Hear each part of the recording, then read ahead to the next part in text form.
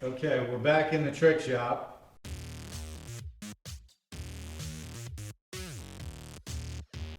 We've been doing some work to the dinghy, and today we're going to show you what I've done and show you how we go on with the next step of painting the floor and the tops of the seats with a contrasting color with the non-skid material in it. So in the last video, the last thing that we did was prime the interior. I let that dry good, and then I was ready to put on the finish paint, or the top coat, which is Rust-Oleum marine finish. It's the oyster white is the color. So then once that was done, I was ready to take off the lines in order to put on the other color. Now to tape the lines, I just started out by taking a rough measurement down as far as I wanted it to be and trying to get this straight line here so I had something to work down from there, because I didn't want it to come up so far. So once I got my line as straight as I could with a single piece of tape, then I just go back, and if you have a little dip or a point in the tape, instead of peeling that up and trying to get the whole thing straight again, you just take a small piece of tape and just work your line straight that way until you have all the dips or the humps, the little points out of it. If you don't want a point, you could just put a piece of tape there. And so now that that's all ready, I took one of these Scotch pads and I just scuffed up all the area that I'm going to paint, just to ensure that I have good adhesion with my paint. So the paint that I'm going to use, I couldn't get the color that I wanted in the Rust-Oleum marine paint. So I'm using a Benjamin Moore oil-based industrial enamel. It's a very hard finish and it will hold up very well. I've also added in the duckback anti-skid additive, which is actually 100% ground walnuts, or just the shells. And so it's a very fine material.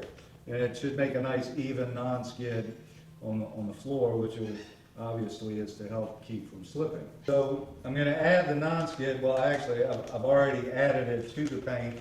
And you want to stir it in really well until you get the thickness that you want. I use the paint stick and just kind of smooth it out with the paintbrush, and I can see the non-skid and how thick it is, and I think it's going to be good.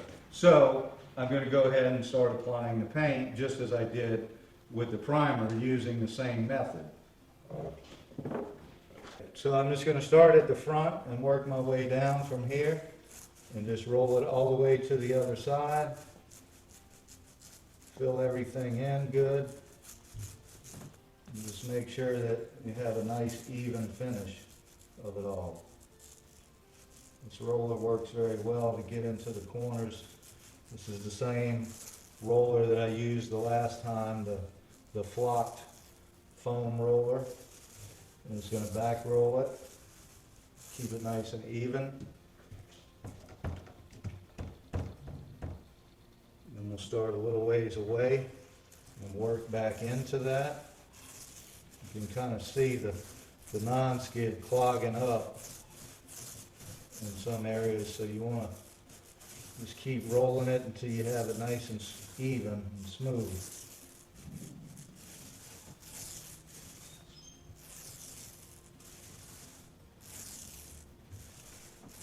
You want to keep mixing it as well so your non-skid material doesn't settle to the bottom.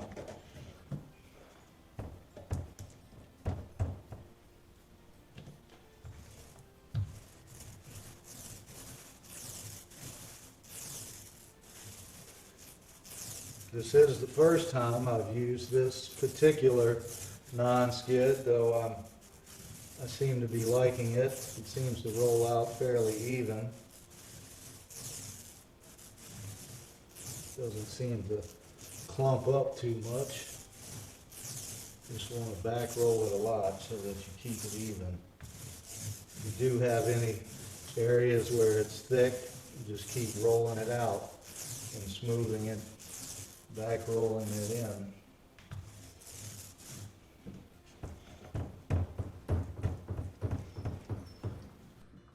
I do know a little bit about painting. I am actually a painting contractor, is what I do. Ted's Trick Shop is a hobby. This particular hobby here happens to be my first videos. But we're going to show y'all all the way through the finishing of this, and then we're going to put it in the bayou and take it for a sail.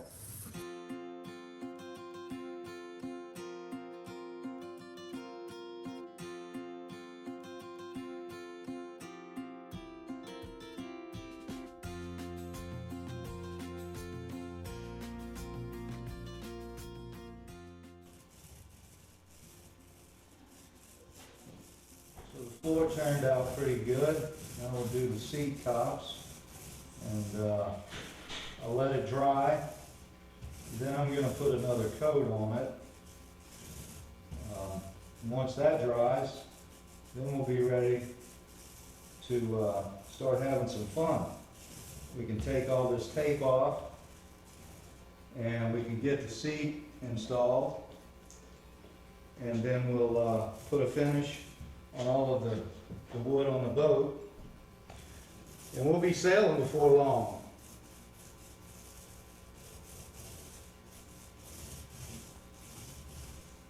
This non-skid material is working out well. I like it. It's laid down and smoothed out pretty nice. I did put it a little thick on the bottom to have good traction. I don't want it real thick on the seats because I want my butt to slide across there pretty easy. So we're going to do these, and then we'll move on to putting another coat of finish on the wood seat that Martin made for us. It turned out real nice. I've been putting some stain on it, and it's almost ready to install. We're going to get this seat smoothed out real good. I don't think I'll need any more paint. I don't want this real thick, so I just kind of roll it and move it around the non-skid material to where I want it to be, so I don't have any big clumps of it. And that's working out real nice. I think we're going to have a nice product here.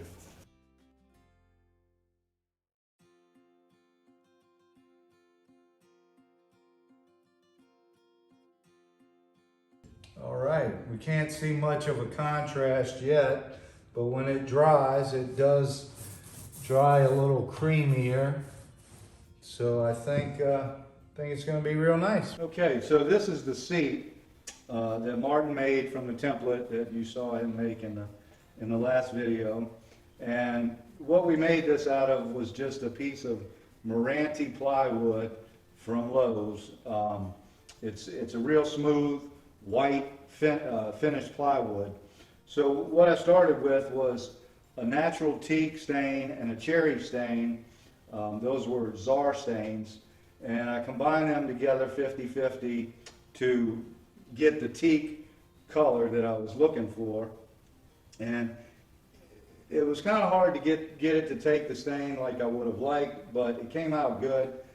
But I wanted to add a little more of a dark color to it and make it look a little older to match closer to the other wood on the boat. So I'm using this Sicken Seatall, and this is a natural teak. It's similar to a varnish with a color in it. It is a very, very good product. I use it a lot. I'm going to put one more coat of the Seatall. Then I'm going to finish it off with the Manowar spar varnish. That gives it, the Seatall has somewhat of a soft finish to it, but it's a very long-lasting, very durable product. But for a seat, I wanted to have a harder, smoother finish, so I'm going to finish it off with that. Now, before I put my final coats of that on it, I still have to flip it over and put some coats on the bottom. Even though this is the bottom, I still want it to be protected from the weather really good, and the water, of course, being in a boat. So I'll do that before I put my final on the top. That'll be the last thing. I'll never have to flip it over again. Then it'll be ready to be installed. So you want to make sure you get your edges really good. And I have probably 4 to 5 coats on this already, and in every coat that I do, I make sure to get the edge really good, because that's where the water is going to want to seep into. And so you want to really seal that up good. So the first thing I do is I go along and I get all of my edges really good.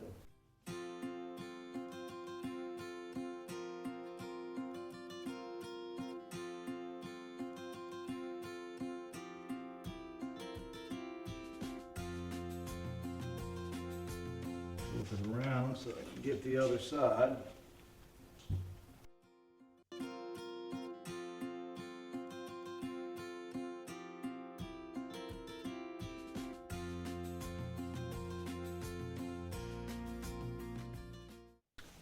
Okay, now we'll take it 1/2 at a time.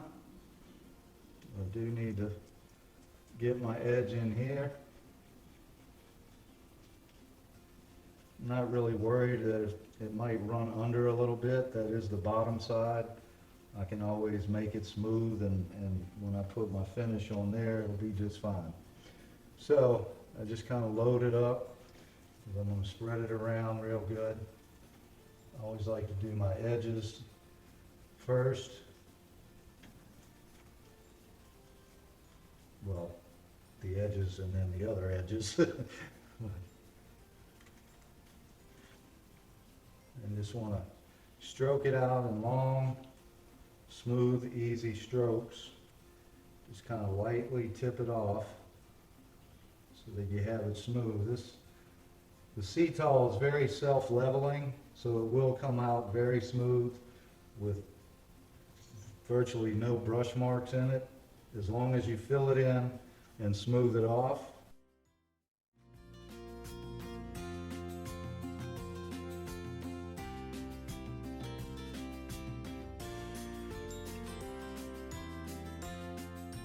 Just want to get it all nice and even. It really doesn't matter. You can put it on like this if you want and get it all even, and then just lay it down nice and smooth. It's the final stroke that counts.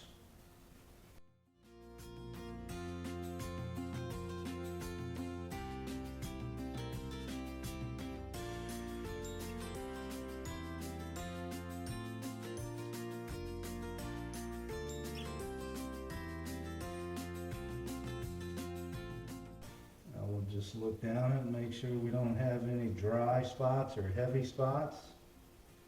Smooth those out. It looks really good. Just a little spot there. Well, that looks real nice. So we're going to let that dry. And the next episode we'll be ready to get it installed. I'll be putting a few more coats of the finish on it. We'll take the tape off of the boat and put the finish on that wood. And it's going to really be looking good. It won't be long before we're sailing it. If you have any comments or questions, be sure to leave those. I'll get to them and let you know where we go from there. All right, so y'all stay tuned to the next episode, and we'll be tricking it out at Ted's Trick Shop.